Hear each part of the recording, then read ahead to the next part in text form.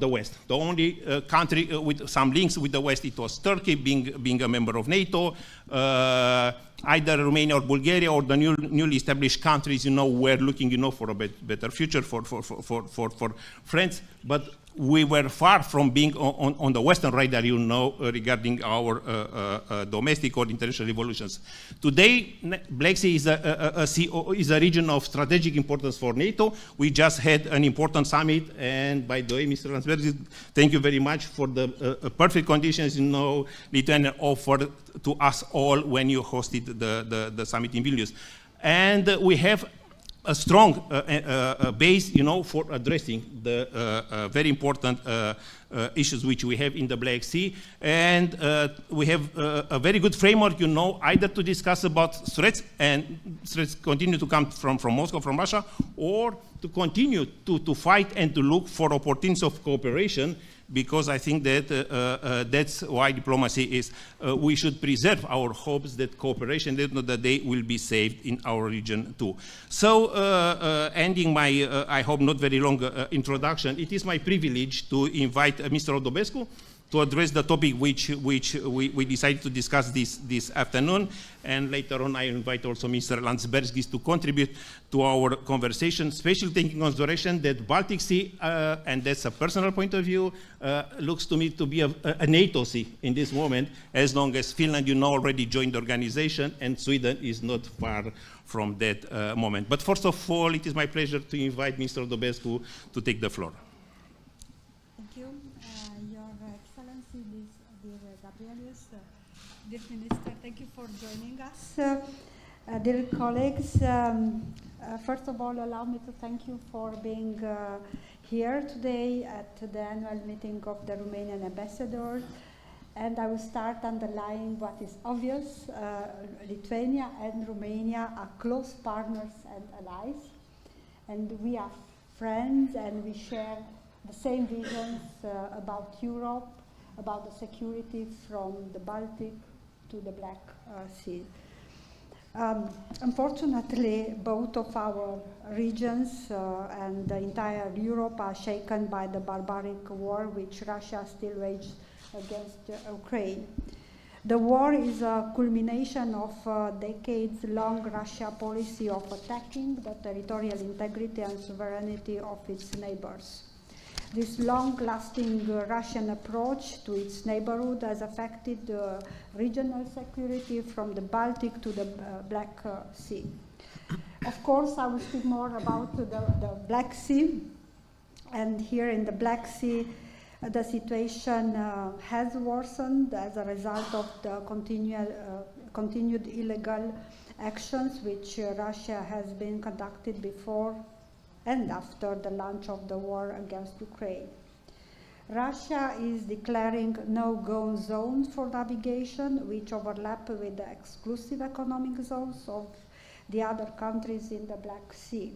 It has harassed ships and planes operating in the Black Sea, putting in danger the lives of their pilots. Russia's participation in the Black Sea Grain Initiative was a kind of sign, I would say, a kind of sign of respect for humanity in the region and across the globe, but unfortunately this did not last long. After withdrawing from the agreement, Russia has started to attack the Ukrainian ports in Odessa regions, some very close to the Romanian borders. The Romanian citizens could see the flame of strikes from their homes, and as if that was not enough, the Russian ships started to police the free navigation routes in the Black Sea, harassing and even shooting at commercial ships. This behavior is abusive, and it has to stop. In the current challenging context, the question is, how can we maintain security and freedom of navigation? How can we avoid escalation? How can we deal with the challenge of drifting mines?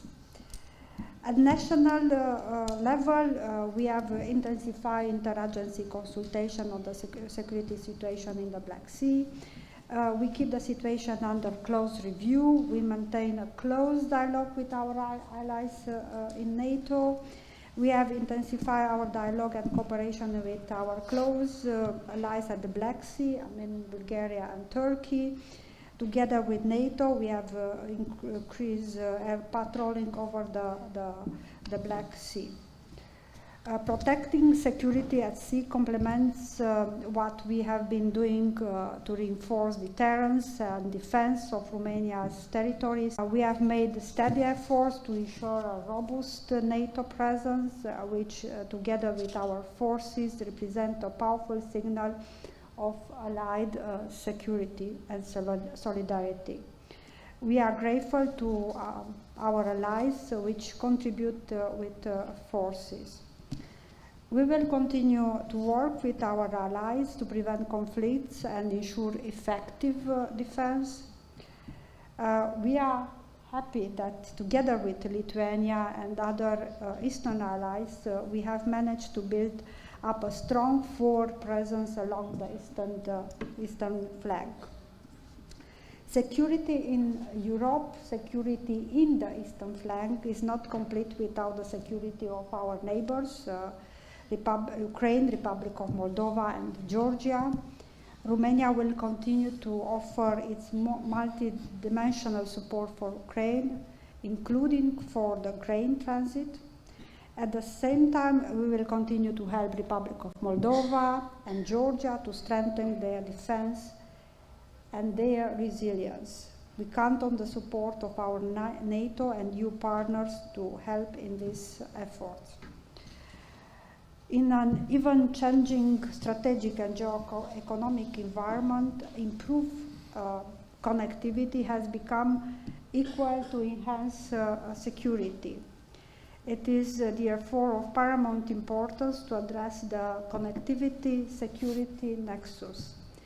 It is one of the reasons why I consider that our dialogue today on security and connectivity comes at the right time. We have seen recently, even since the illegal Russian aggression towards Ukraine, that connectivity and improved infrastructure, be it rail, road, or maritime infrastructure, are key elements for providing a secure and resilient environment. We also see connectivity as a converging hub covering transport, energy distribution, and digital transformation, aim at making our economies more efficient and, most of all, more resilient. Romania attaches great importance to cross-border connectivity, especially by promoting and delivering results within the 3 Seas initiative. You know that next week we will organize the summit, and the Lithuanian president will participate, and then it will be followed by a business summit the second day. And I take this opportunity to congratulate our Lithuanian friends for their decision to organize the next summit of the 3 Seas initiative next year. So, dear Minister, dear Gabrielius, from the Baltic to the Black Sea, we have a lot of work to do to ensure security and peace, and I think together we can achieve that. Thank you again for being today with us here. If you allow me, I will give you the floor. Thank you again. Thank you so much. Dear Minister, dear Luminița, excellent colleagues, it's really a great honor, first and foremost, to be here and to have this possibility to share some thoughts from the Baltic shores. It's definitely not a coincidence that today I'm here in Bucharest speaking to you at the start of what is likely to be a very consequential political season. The start of a season is the time to think strategically about our goals and how to achieve them and who will be our key partners along the way. This is where Romania and Lithuania, together with the wider Bucharest 8 group, are bound to be together. First and foremost, in helping Ukraine achieve victory and move significantly towards becoming our common ally in NATO. But also on many other fronts, like making NATO's eastern flank more secure, championing European integration, and making sure that Ukraine and Moldova start their EU accession negotiations before this year is out. On all these fronts, we will need courage. We will need to face our own fears and convince others to confront theirs. We will need to be resolute, to say the least. And by resolute is a very accurate description of how we in Lithuania see Romania's foreign policy. We consider you a key pillar in helping Ukraine achieve victory against Russia's aggression. Your efforts are indispensable in helping an impressive share of Ukraine's grain reach the world markets. We recognize your leadership in guiding Moldova on its European path. We see your dedication to region's connectivity in steering the 3 Seas initiative, and we appreciate you as an active and reliable partner in EU and NATO, and a fellow believer in strengthening the transatlantic link. In Ukraine, we should not let our rhetoric run too far ahead from our real deeds. We should not feel entitled to judge the speed of Ukraine's progress without self-reflection on whether we ourselves have done enough. The fear of escalation has so far prevented us from giving Ukraine types and quantities of weapons that would allow to actually win the war. Starting with helmets back in winter of 2022, all the way to HIMARS, Leopards, Patriots, F-16s, we were constantly hesitating and kept losing time. This has already cost way too many Ukrainian lives. So our first goal of this political year should be getting rid of this vicious, reactive paradigm. We must plan for victory, not a war for as long as it takes. And by victory, I mean Ukraine regaining control of its internationally recognized borders, including Crimea, and being free to choose its own path. History of my country, just as Romania's, proves that if back in the 90s we would have been afraid of moving towards freedom, democracy, and the rules-based order, the Soviet Empire might still be controlling half of Europe. Because if we are afraid to stand for Ukraine, we might be afraid to stand for Lithuania, to stand for Romania, or anybody else. We have to make sure that Europe and the international community have sufficient will and deterrent capacity to prevent further aggression and push the aggressor back. Otherwise, Putin and others of his ilk will have an upper hand. In addition to helping Ukraine achieving the victory, we should all work for making sure this victory is sustainable and lasting. Credible security guarantees to Ukraine will have to be at the heart of it. And as our countries know so well, only NATO membership can provide Ukraine with security guarantees and a credible deterrent to avert future aggression by expansionist Russia. At Vilnius NATO Summit, we have not won the day on this issue, but created a strategic opportunity. We committed ourselves to Ukrainian membership in NATO. Building on the Bucharest decision of 2008 and the Vilnius promise of 2023, we have to use few short months before Washington Summit to push the alliance to deliver on our commitments. As Bucharest 8, we have been quite successful at that in the run-up to Vilnius Summit. We should start planning a new united push right now and persevere until the very last minute of the Washington Summit. Ukraine's ultimate victory can only be anchored in a fully democratic system. The successful EU enlargements in 2004, 7, and 13 prove that the most effective way to expand the space of peace, stability, and prosperity in Europe has been and will continue to be European integration. But here again, we will be facing fears that EU, with Western Balkans, Ukraine, Moldova, Georgia on board, can somehow become unrecognizable, with its institutions failing to cope. Fears not unlike these that still prevent Romania from joining Schengen, where it fully belongs. It will be our task to confront these fears head-on. Both Ukraine and Moldova made impressive gains in implementing reforms and fully deserve a positive political message on the start of the membership negotiations by the end of this year. Finally, next season, we will have to continue our efforts to strengthen NATO's eastern flank. At Vilnius Summit, we approved new regional defense plans and laid foundations to strengthen our air defenses.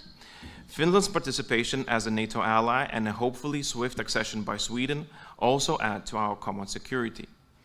But with volatility in Russia only about to increase, neither Baltics nor the Black Sea region are where they need to be in terms of deterring the threat.